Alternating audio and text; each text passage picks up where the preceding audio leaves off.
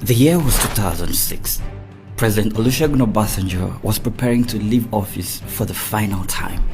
He had worked tirelessly to build Nigeria's foreign reserves from its lows of $5 billion in 1999 to about $42 billion in 2006. This was despite crude oil selling for an average of $46 per barrel during his administration. But there was something that kept weighing the Nigerian naira down. Even with $42 billion in foreign reserves, the Obasanjo's administration was facing heavy criticism and pressure from all corners because of this heavy burden. You see, this burden weighed a whopping $36 billion. Yeah, that was how much Nigeria owed in external debt at the time. Most of that amount was owed to the Paris Club, a group of major creditor countries that included the United States, United Kingdom, France, and some other Western countries. Then came April 2006, and Obasanjo said, quote, "Nigeria will not owe anybody in the Paris Club one kobo." A few days after this bold declaration, there was this headline from the New York Times saying, quote, "Nigeria pays off its big debt, sign of an economic rebound." Baba had done it. Before this huge announcement was made, the President Olusegun Obasanjo's administration had been engaged in discussions with the Paris Club on this Nigeria's debt burden. Those discussions yielded results when, in 2005, the Paris Club proposed an unprecedented debt buyback at a discount. They agreed to a 60% discount on Nigeria's debt that would cancel all of Nigeria's debt to them if Nigeria could come up with a cash payment of roughly $12 billion. Meaning, the Nigerian government only needed to pay $12 billion of the $30 they owed. Now, with $18 billion being written off then, Obasanjo's administration was able to pay the balance of $12 billion. And from there, Nigeria became debt-free, at least for the time being. This helped stabilize the value of the naira at the time. And with crude oil prices up during this time, the Nigerian economy grew rapidly to the top spot in Africa. A growth that continued during the administration of Yar'Adua through to that of Goodluck Jonathan. Then 2015 happened, and Nigeria's economy became unrecognizable. Now, to show you exactly how bad the situation is, Nigeria is reportedly using almost all of its revenue to service debt. But how did we get here? Come with me and I'll show you. Nigeria's debt profile. 7.6 trillion naira in domestic debt. $7.22 billion. The country's debt service cost in the first quarter of this year was 1.94 trillion naira.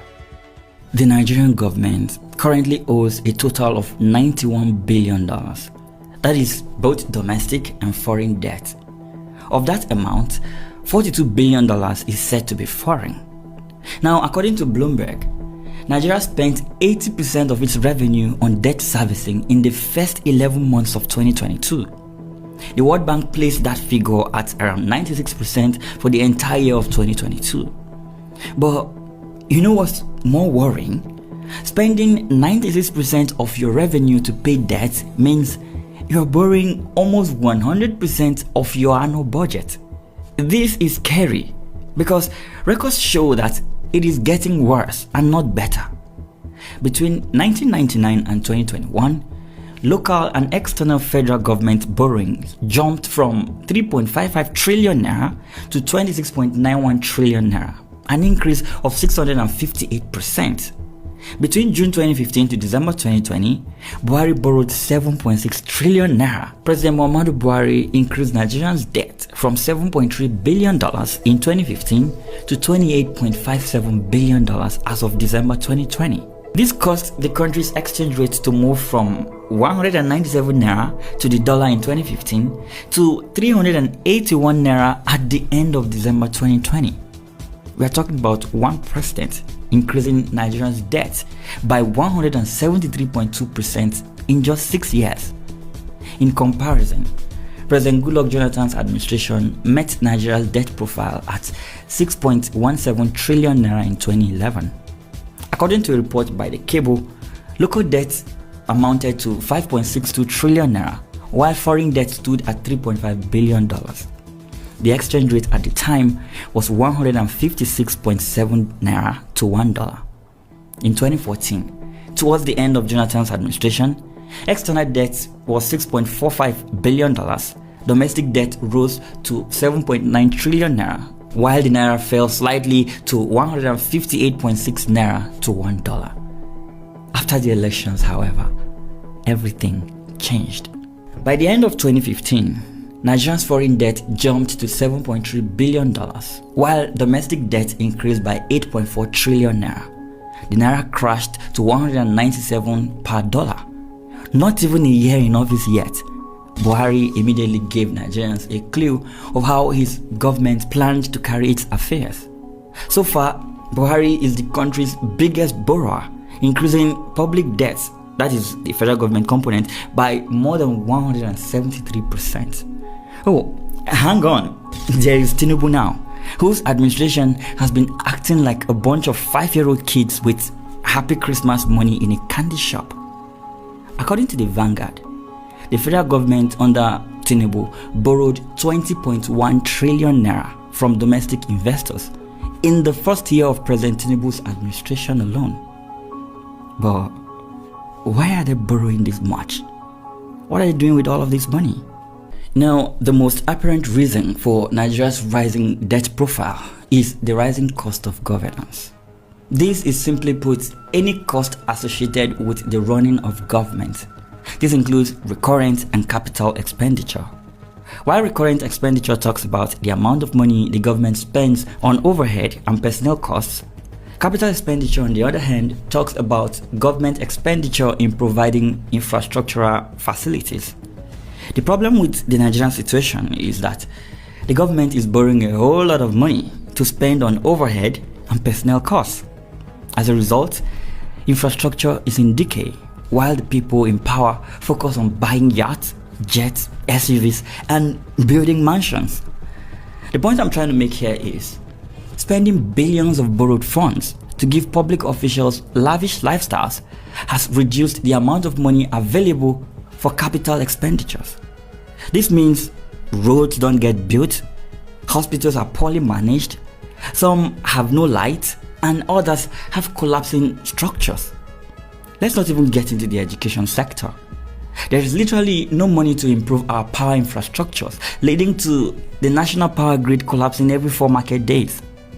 The public transportation system is a mess. No rail lines in major cities to help solve the public transportation crisis.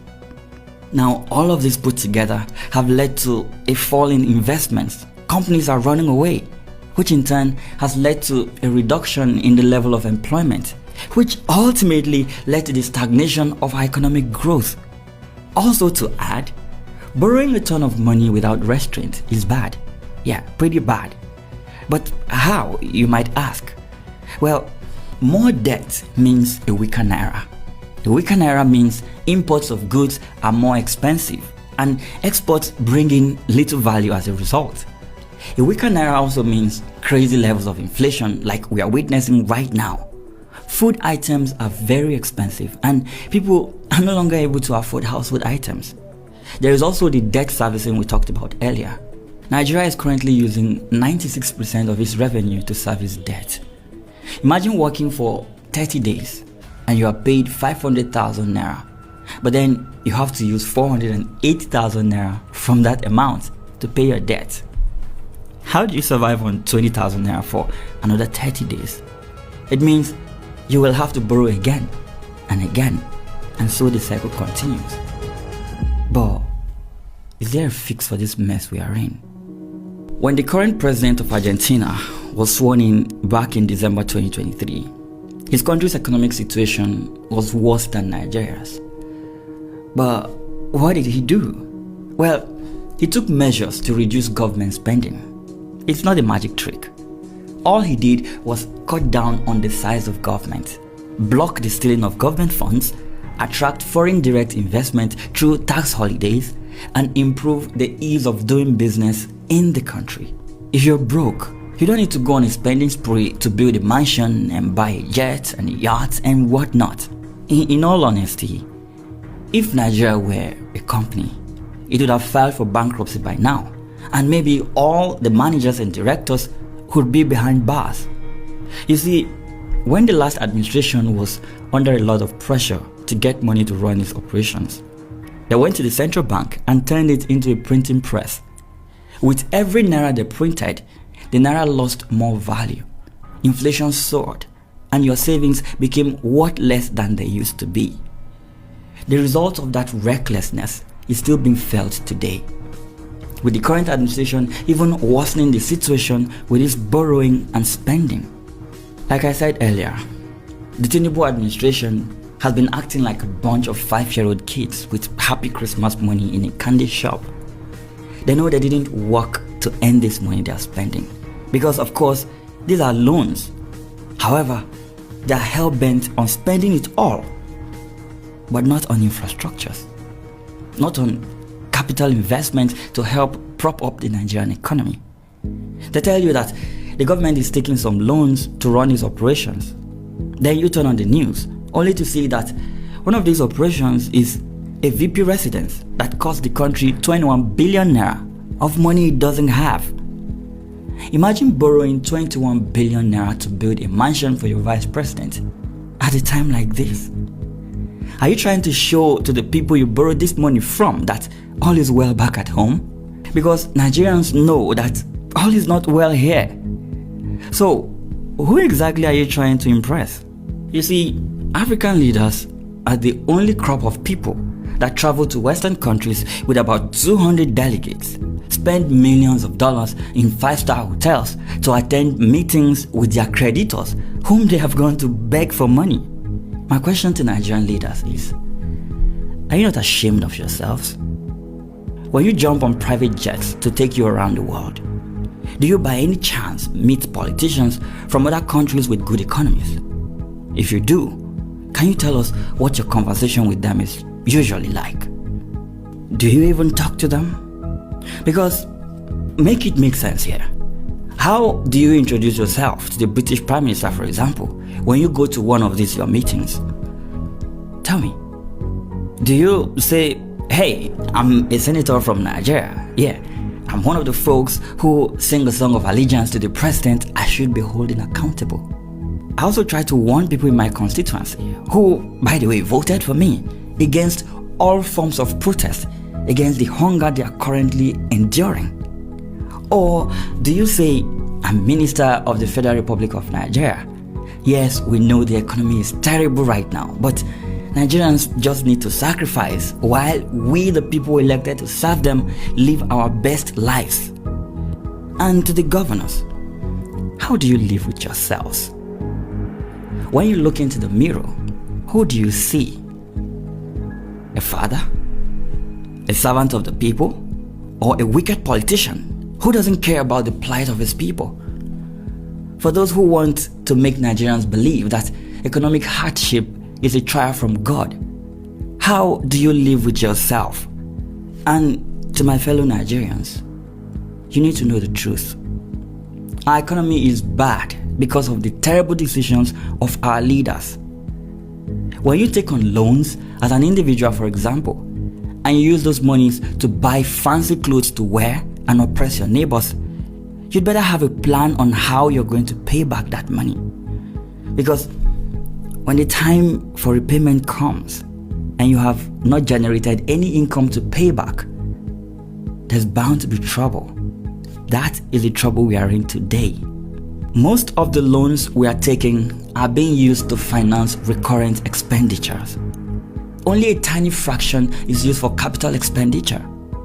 Instead of investing in things that can yield results for the economy and help boost our GDP, our politicians are busy sharing money as palliatives.